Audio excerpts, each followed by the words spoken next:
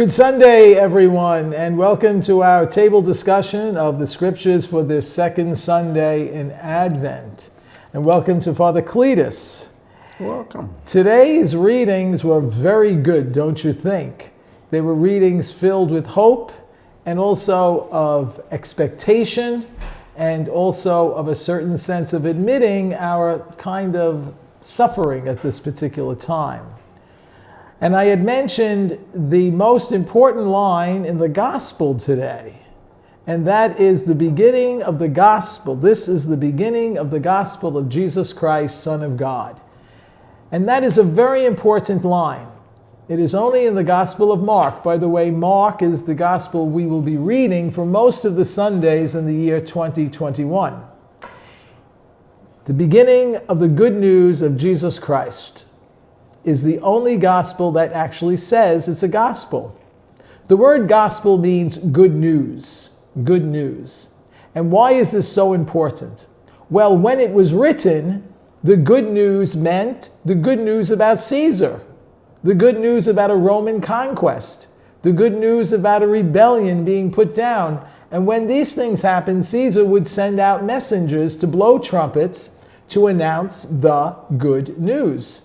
What the Gospel of Mark does is use that mode. Instead of talking about Caesar, the Son of God, Mark announces the good news of Jesus Christ, the Son of God. And what makes this even more powerful is that Jesus was executed under the reigns of the Caesars.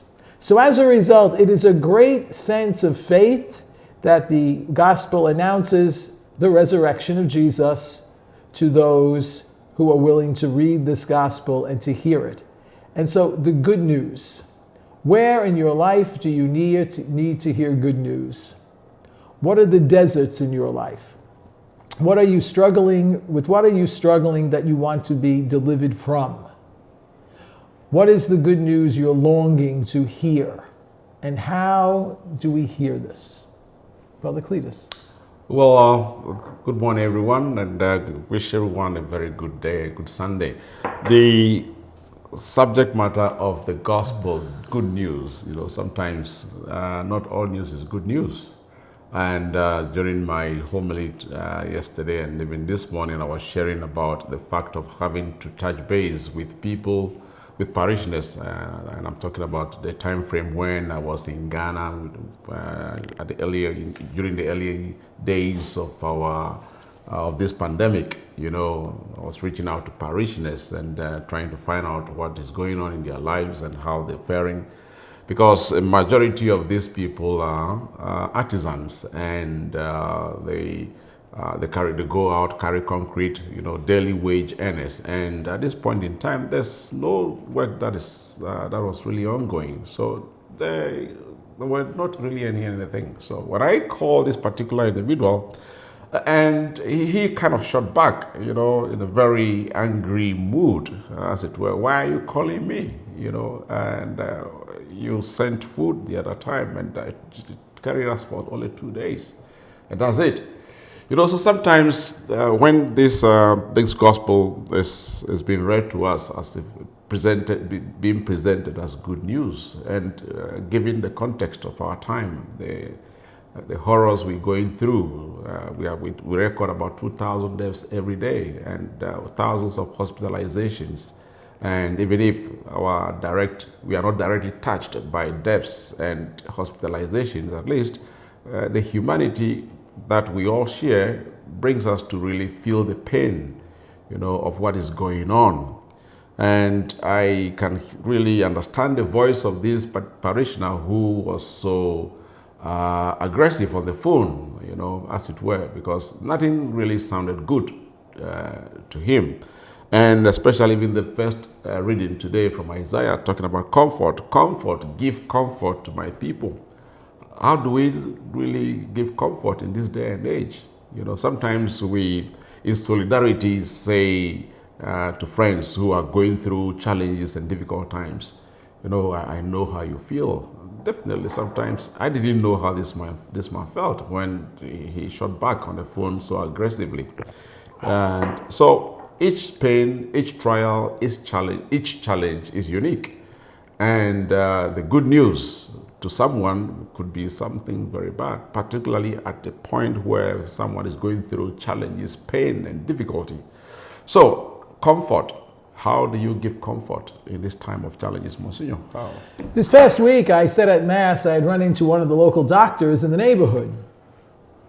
And there I am with my mask and my hat and coat. And I said to him, so how are things going with this COVID? And he said to me, well, this COVID is a little bit dangerous. There are more people being infected by it. But the good news is that fewer are dying of it. And the good news, there is a vaccine coming. And the vaccine probably will be available to us maybe in February or March. So while we're still going through this, I found the announcement of the good news by the doctor to say to me, okay, there's hope, there's something coming. I can hold on for another few months. So that was a sense of what these people in the first reading were experiencing. The comfort that was given by the prophet. The prophet is speaking to a people who are in exile. Now, to appreciate this, the exilic period for Israel began in 586 before the Common Era and ended in 516 before the Common Era. That's a long time ago. But what had happened to them was there was deportations. So when Nebuchadnezzar and the Persian Empire conquered, they not only went in and took over the land, they deported the people to different places in the empire. So they separated families. They separated people from their land. They separated people from their traditions. And they sought to Persianize them, to make them part of the empire. This was a very tough time. Not only were they exiled from the land and everything that was familiar to them, but they actually felt exiled from God, because the Temple of Solomon had been destroyed. I mentioned that last week. And now the second Isaiah is telling the people, hold on, this is going to end. And he then goes on to speak about the fact of building a highway so that God could come and deliver them. And of course, that asks a number of questions. Advent at this time is looking forward to the kingdom of God, when the redemption that was begun by Jesus is complete, so that the kingdom of God is what the world as God would have it. A world of peace and justice, a world of reconciliation and of compassion, a world that is truly, truly human. When will this happen? That's what Advent is looking forward to. And so what does it say in the second reading? If we're waiting for this kingdom to come, if we're waiting for Jesus to return, how should we live? Now that's really important, because how we should live, what needs to be reconciled, what needs to be removed from our hearts. That's where the kingdom of God is, ladies and gentlemen, in our hearts. What is it that we need to face? What is it that we need to be reconciled for? What are the sins there that are preventing us from experiencing this deliverance from God? You know, many of us could go to communion every day, but if we are not open to the graces of that Eucharist, if we don't cooperate with the graces of that Eucharist, it's not going to work. It's not magic. We have to invite the Lord to allow us to face ourselves, to see who we are, and to work at removing the obstacles to that coming of the kingdom in us first, and then in the rest of the world through us. Cletus? Oh, yes, the expectation, the waiting in the desert, as the gospel reading and even the first also make allusion to, that a voice is crying out in the desert, in the wilderness. What is the desert? The desert is dry, with little life, little growth. Water somehow absent. You have probably some water in some oases here and there, but it's difficult to come by an oasis to be able to really get refreshment. So we all have our own deserts, and if you contextualize desert in this day and age, we can really understand what desert really meant the exile, the exilic period meant for the people of Israel at the time. We have developed an awful lot of deal in terms of technology, medicine, science, but yet still, we are still struggling. We are still in exile. And we are yearning to hear a promise, a hope. And that's why this Advent is really important for us. Let's talk about this desert. Yep. It's very difficult to come across a desert in Brooklyn. But what Cletus said is very important. A desert is a place where it's very hot in the day and terribly cold at night. It's a desert of howling winds. It's frightening. Well, our desert, where is your desert? Your desert is where you are most alone, where you feel most lonely, where you are most frustrated, where you've tried to do all the right things and everything has collapsed. In that desert, it could be you're waiting for medical tests to come. You're frightened. And even though there are people around you helping you and encouraging you, you're frightened, you're alone, you're afraid. Or if you don't have a job, people may be very kind to you, but you're kind of out of the loop. And it's in those moments of being alone that we need to face ourselves, and that's where God speaks. God speaks to John in the desert, and he speaks to us in the deserts of our existence, where we begin to realize from what do we need to be delivered, from what do we need to be saved, and we begin to realize we cannot do this alone. That is why the announcement in the beginning of today's gospel, the good news, the good news.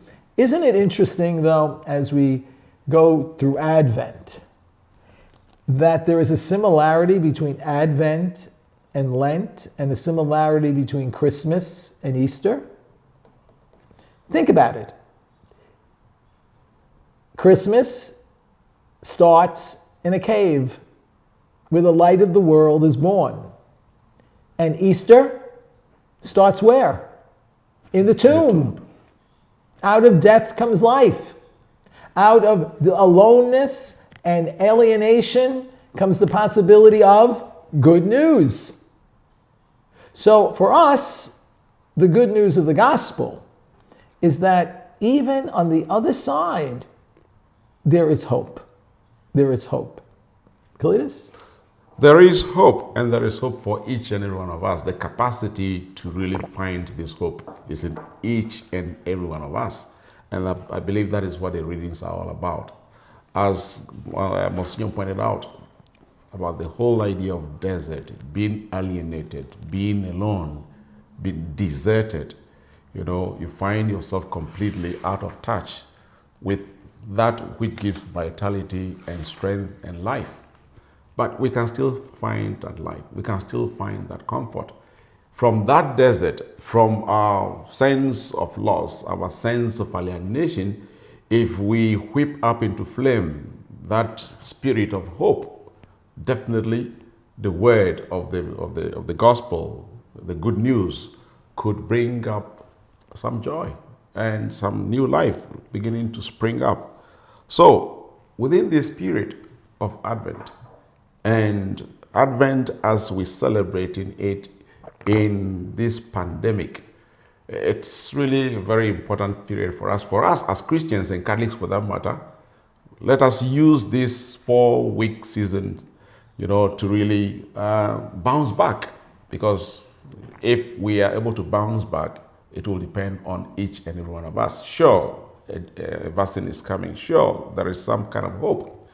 And sometimes there are people are expressing some fear and apprehension about the vaccine. And let's talk about it. Some people feel like there is some kind of apocalyptic message that has really come in our time, where people will be numbered. There's going to be a chip that will be slotted into our bodies through the use of this vaccine. Well, so far so good. What we are hearing from the people, the experts, there is nothing of such thing. And so let us have courage in the fact that we need this vaccine. This is our hope. This is our comfort. And if we courageously go through this period, we will really find that capacity in ourselves to bounce back to life. You know, I'm going to end this tonight with the Respensorial Psalm today. Listen to this Respensorial Psalm. Lord, comma, let us see your kindness and grant us your salvation. Listen to the first line. I will hear what God proclaims. Hear. I have to listen in my heart. The Lord, for he proclaims peace to his people. Calmness, peace. Near indeed is his salvation to those who fear him, who hold him in reverence. Glory dwelling in our land. Here it is. Kindness and truth shall meet. This is what Cletus was referring to. What is the truth about things that makes us free? Justice and peace shall kiss. Truth shall spring out of the earth, and justice, putting all relationships in right order, shall look down from heaven. The Lord himself will give us his benefit. Our land shall yield its increase. Justice shall walk before him and prepare the way of his steps. This week, how can you, how can I, how can Cletus be a sign of hope to people with whom we live, people with whom you work? It's easy to be a harbinger of bad news. How can we be a sign of hope? Good Sunday. A good Sunday to everyone.